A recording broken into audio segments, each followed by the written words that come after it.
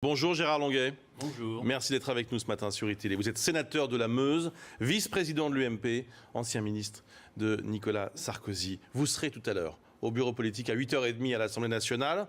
Le dernier bureau politique de l'ère Copé ?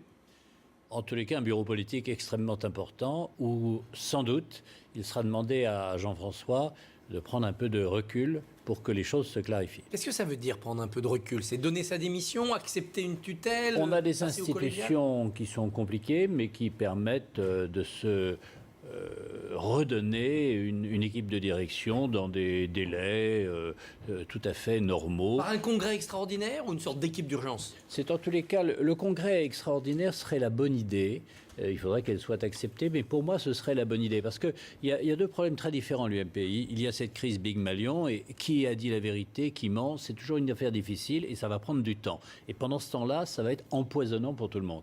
Et puis, il y a un problème politique. Le fait que le Front National nous ait distancés au plan national de près de 5 points, alors que nous avions réussi les élections locales, on réussit le local, on tient le terrain local et on ne tient pas l'image nationale. Pourquoi ? Parce qu'il y a un problème de ligne politique. Nous sommes affaiblis sur notre centre et nous n'avons pas su tenir le message européen. On a laissé trop de paroles à ceux qui critiquent l'Europe. Ils en ont tiré la conséquence. Il faut voter avec les anti-européens. Et les anti-européens, c'est le Front, c'est pas l'UMP. Gérard Longuet, vous demandez ce matin à Jean-François Copé de prendre un peu de recul.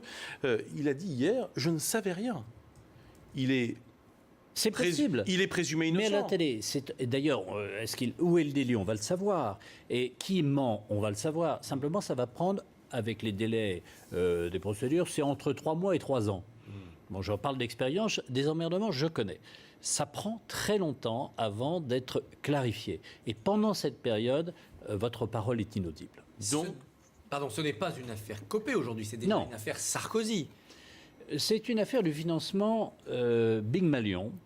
D'où vient cet argent ? Où a-t-il été ? Il faudra du temps pour le savoir, et ce temps va paralyser l'UMP si on ne prend pas, je dirais, des mesures de clarification nous-mêmes. Peut-on imaginer que le candidat Sarkozy et son très proche entourage pendant la campagne ignoraient que tel meeting dans telle ville n'était pas payé? Cher Il était Christophe payé. Barbier, je suis absolument incapable de vous répondre. Je cite Philippe Briand, Big Malion n'a jamais payé pour nous, et l'UMP n'a pas payé pour nous. Voilà. Donc, vous entendez les sommes évoquées il y a quelques minutes d'ailleurs sur ce plateau par la journaliste du Point. 22 millions d'euros pour la seule année 2012 de prestations de Big Malion. Vous connaissez les campagnes électorales. Est-ce que ça vous paraît effectivement je voudrais simplement rappeler absurde. Un chiffre. Il y a 40 millions d'électeurs français. Dans une campagne électorale, quand bien même 22 millions auraient été utilisés, ça fait un demi-euro par électeur. Si vous savez qu'un président est élu pour 5 ans, ça fait 10 centimes d'euros par an et par électeur. Il faut quand même avoir une certaine proportion. Oui, mais enfin, on peut calculer autrement. Quand on regarde les meetings, on s'aperçoit que les facturations sont très élevées. Vous n'alliez pas en meeting dans des fauteuils de velours, quand même. Personnellement, j'y allais en payant mon billet de chemin de fer, ce qui m'est relativement facile, comme parlementaire d'ailleurs. C'est pas de mérite. Est-ce que la défaite aux européennes et l'affaire Big Malion peuvent signer la mort de l'UMP? Non. Je pense profondément qu'au contraire, l'UMP doit sans doute se refonder avec le centre. Parce qu'il y a une vérité dans ce pays, c'est que le Front National est la première formation. Si nous voulons éviter, on doit être présent au deuxième tour. Et aujourd'hui, le Front National est certain d'y être. Qui sera en face de lui? Et il y a un devoir d'union de la droite et du centre. L'UMP est une base. À elle seule, elle ne réussira pas tout. Vous nous dites que le FN est certain d'y être, c'est-à-dire... Aujourd'hui, nous aurions... 2010. D'ailleurs, cher Christophe, pardonnez-moi de vous dire que s'il y avait un deuxième tour sur la base des européennes considérées comme un premier tour... Ce serait UMP-FN. Ce serait UMP-FN et l'UMP gagnerait. Sauf qu'il faudrait un candidat à la présidentielle, vous êtes loin d'en avoir un.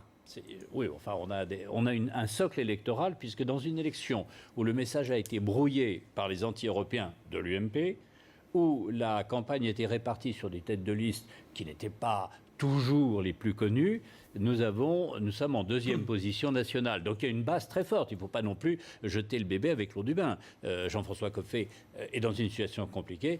Il a fait un job, mais ce job fait qu'on a quand même 5 points de retard. Dernière question. Nicolas Sarkozy, compte tenu de la situation et de l'urgence, doit-il sortir de sa retraite ou de son retrait? La décision lui appartient et c'est un homme de responsabilité. La décision lui appartient. Aujourd'hui, je constate simplement une chose, c'est que l'UMP ne remplit pas sa mission, qui est de fédérer la droite et le centre. Et ça, c'est le vrai sujet. Avoir Merci. eu des comptes annulés, des comptes encore plus compliqués, est-ce que ça ne le handicape pas définitivement pour revenir en 2017 Je veux dire, est-ce qu'avoir sauté les barrières du Luxembourg a empêché François Mitterrand d'être président de la République? Autre Avoir époque. porté la francisque l'a-t-il empêché d'être président de la République? Nicolas Sarkozy n'est pas du tout dans ce cas de figure. Merci beaucoup Gérard Longuet. Et donc vous serez au bureau politique de l'UMP tout à l'heure à 8h30 à l'Assemblée. Merci d'avoir été avec nous ce matin sur iTélé.